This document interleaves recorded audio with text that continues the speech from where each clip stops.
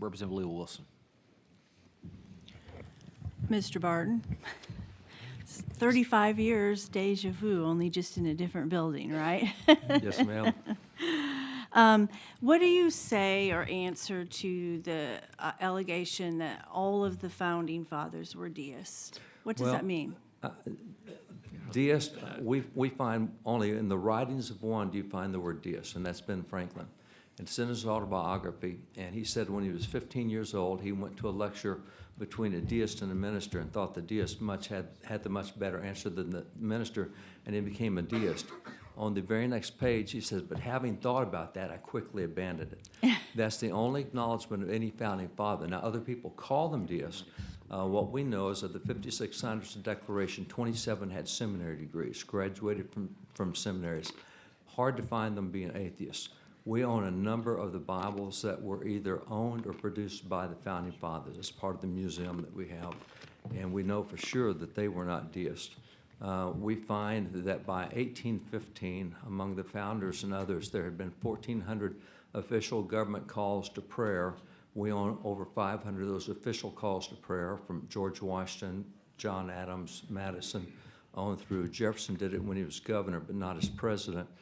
So we find very little evidence except in modern writing that they're called deists. And that really kind of dates back from what we can see in writings that came out in the 1980s, Howard Zinn and others.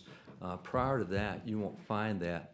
And I think to give kind of a final answer, going to, you look at our Constitution, when you look, there was a study done by Illinois University and University of Chicago Law School. What's the average length of a Constitution? And the answer was 19 years. We're 238 years. They went back several thousand years, hundreds of nations, hundreds of constitutions. And so University of Houston said, where did the founders get their ideas? We went 200 plus years, where'd they get them? And so they collected some 15,000 writings for the founding era.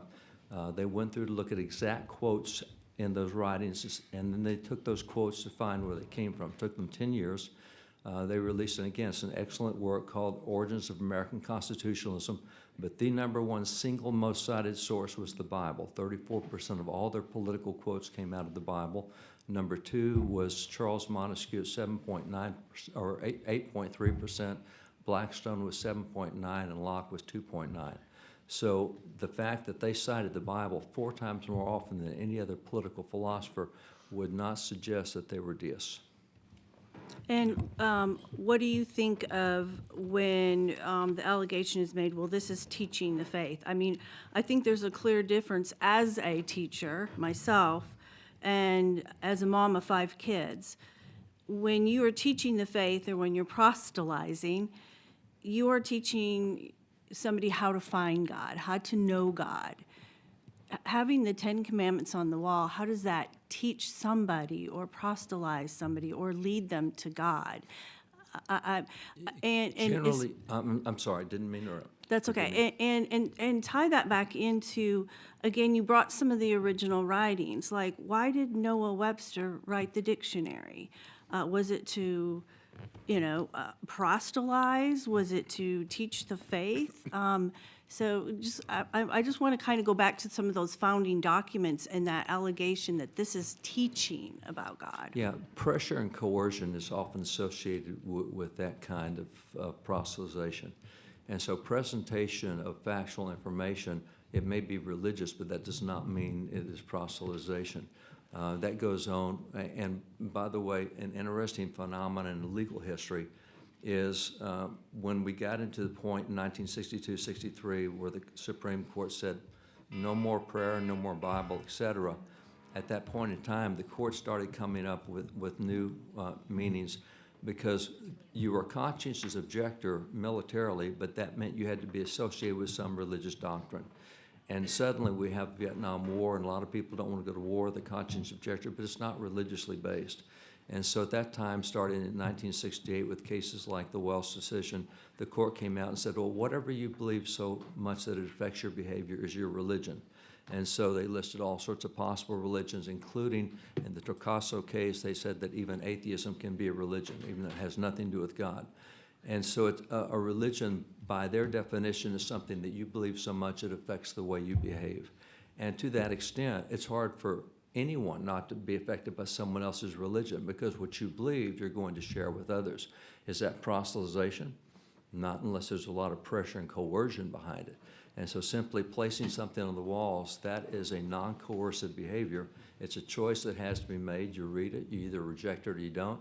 You read a sign about being green or saving the environment or any other sign, you choose whether you believe that or not.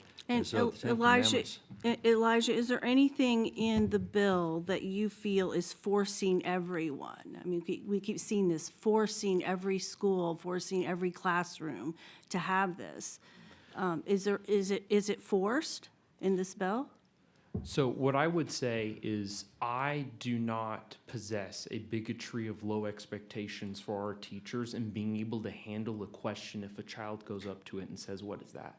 And they're allowed to use the faculties of their own mind and discernment in determining how they want to articulate whatever question the child might have. Now, as far as them being forced to teach on it, I don't think that is anywhere in the bill. And I have a higher view of our teachers here in Texas be able to handle those questions, and I think we all should. Okay, and then one last thing, Representative Cross.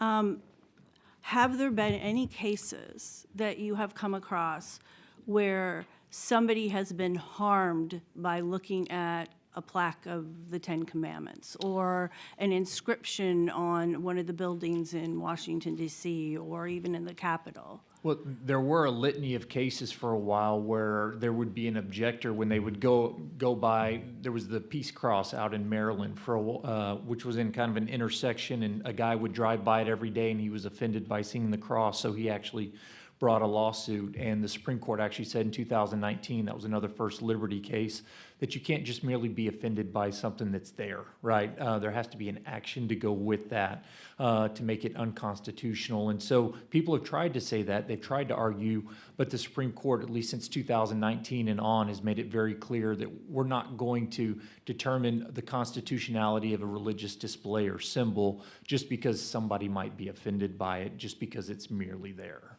Okay, thank you.